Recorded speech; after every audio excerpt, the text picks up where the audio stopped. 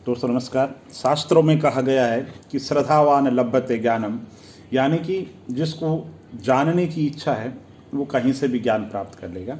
यही बात प्रतियोगी परीक्षाओं की तैयारी के लिए है। दोस्तों अगर आप पढ़ना चाहते हैं तो कोई बाधाएं मायने नहीं रखती है। आज मैं बात करूंगा भारत की अर्थव्यवस्था की। अगर भारत की अर्थव्यवस्था की तैयारी करनी है तो कैसे करें। तो दोस्तों भारत की अर्थव्यवस्था के मतलब है इंडियन जो इकोनॉमी है उसमें क्या क्या पूछा जा सकता है। तो देखो सबसे पहले आपको आना चाहिए भारत की जो अर्थव्यवस्था है ना वो कैसी अर्थव्यवस्था है। तो आपको पता होना चाहिए विकासशील अर्थव्यवस्था के रूप में हमारी भारत की अर्थव्यवस्था कैसी है और वो कौन से इंडिकेटर है जिनसे हम 5 ट्रिलियन की ओर बढ़ रहे हैं, या हमारी जो अर्थव्यवस्था है वो विश्व के विकसित देशों की ओर बढ़ रही है। वो कौन कौन से पॉइंट, एक तो ये पता होना चाहिए। एक आपको पता होना चाहिए आज़ादी से पहले हमारी जो अर्थव्यवस्था थी वो कैसी थी, अंग्रेजों ने कैसे शोषण किया, कुटीर उद्योग धंधे फेल हो गए। दादा भाई नौरोजी ने प्रति व्यक्ति आय 20 रुपये बताई, poverty and un-British rule India के अंदर। आर.सी. दत्त ने भारत का आर्थिक इतिहास लिखा, उसमें इसकी बात कही। तो कहने का मतलब लघु उद्योग धंधे, कुटीर उद्योग धंधे फेल हो गए। भारत की जो अर्थव्यवस्था पे अलग अलग लोगों ने कहा कि कैसे भारत की जो अर्थव्यवस्था है ना उसको ब्रिटिश जो व्यवस्था है वो बर्बाद कर रही है। तो वो जो आर्थिक जो औपनिवेशिक जो पक्ष है अर्थव्यवस्था का उसको आपको अच्छे तरीके से पता होना चाहिए। फिर आज़ादी के बाद की बात करें तो आपको पता होना चाहिए जब हमारा देश आज़ाद हुआ तो विभाजन की वजह से हमें किन परिस्थितियों का सामना करना पड़ा, और बाद में नियोजन के लिए जो पंचवर्षीय योजनाएं बनाई गई।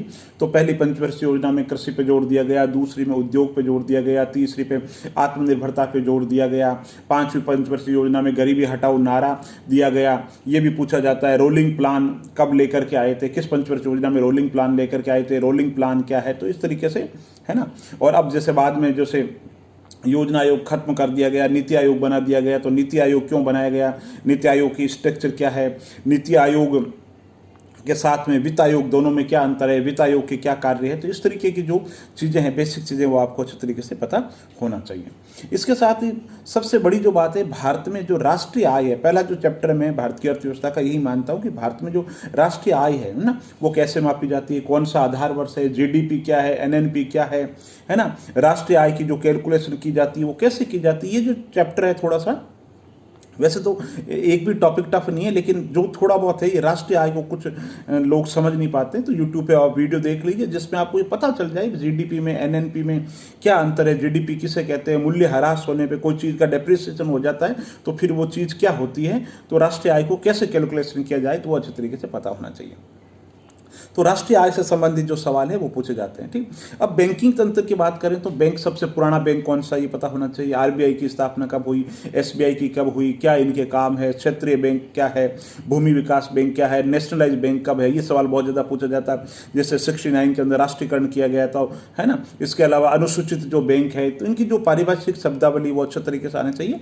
और इसके अलावा वर्तमान के अंदर बैंक दर क्या है, एसएलआर क्या है, सीआरआर क्या है, रिवर्स बैंक दर क्या है, ये शब्द इनसे अगर परिचित नहीं है तो आप पढ़ लीजिए, समझ लीजिए कि ये बैंक दर क्या है ना। इसके साथ ही मुद्रास्फीति जो है, महंगाई बढ़ती है तो वो कैसे बढ़ती है, किन कारणों से महंगाई बढ़ती है, और मुद्रास्फीति का जो उल्टा होता है वो क्या होता है, उसका क्या इम्पैक्ट होता है। इसके अलावा मुद्रा का अवमूल्यन किया जाता है निर्यात को बढ़ावा देने के लिए, एक्सपोर्ट को बढ़ावा देने के लिए। तो ये कब कब किया गया है मुद्रा का अवमूल्यन और क्यों किया जाता है, ये चीज़ आपको अच्छे तरीके से आनी चाहिए।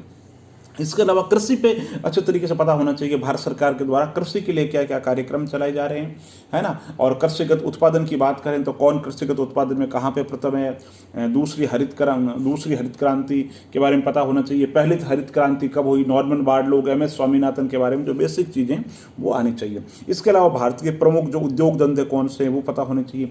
व्यापार वाणिज्य में पता होना चाहिए कि हमारा जो भारत है उसका प्रमुख आयात की मदें क्या है, निर्यात की मदें क्या है ना। भारत सरकार ने जो आयात निर्यात जो पॉलिसी लेटेस्ट जो है उसके बारे में पता होना चाहिए।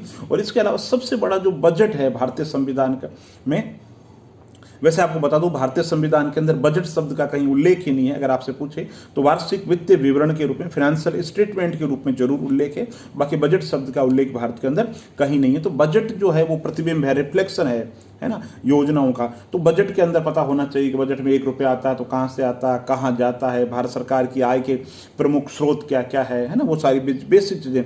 और भारत सरकार ने जो लेटेस्ट बजट है उसमें कौन कौन सी योजनाओं का शुभारंभ किया है, इसी तरीके से आर्थिक समीक्षा के मेन पॉइंट है वो अच्छे तरीके से आने चाहिए। भारत सरकार के द्वारा चलाई जा रही जो फ्लैगशिप योजना है, प्रमुख जो योजनाएं हैं, उनका पता होना चाहिए। इसके अलावा जनसंख्या के लेटेस्ट आंकड़े, शिक्षा, स्वास्थ्य, इंफ्रास्ट्रक्चर में भारत की क्या स्थिति है।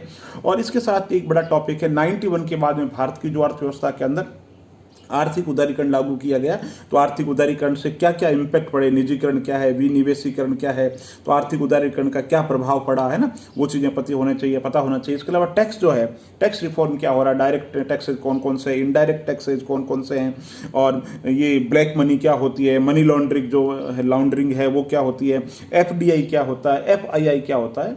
तो इस तरीके की जो बेसिक जो चीज़ें हैं वो आप पता करो, चाहे राज्य लोक सेवा आयोग की बात हो, मुख्य लोक सेवा आयोग की बात हो, मोटा मोटी जो बातें हैं भारत की अर्थव्यवस्था के लिए जब नए तैयारी कर रहे हो आपको ये चीज़ें आनी चाहिए। और इन्हीं के अंदर फिर फ्रेमिंग के अंदर और जो चीज़ें हैं वो आप बढ़ाते रहो। सबसे पहले देखो कि भाई विनिवेशीकरण क्या है, पहले आप समझोगे एलिमेंटल लेवल पे, फिर आपको विनिवेशीकरण कहाँ कर रही है सरकार, किन किन उपक्रमों का विनिवेशीकरण कर रही है, विनिवेशीकरण जरूरी है कि नहीं है, फिर उसका टोटल जो जिसे स्वॉट एनालिसिस कहते हैं, पूरा का पूरा विश्लेषण वो करो। बहुत बहुत धन्यवाद।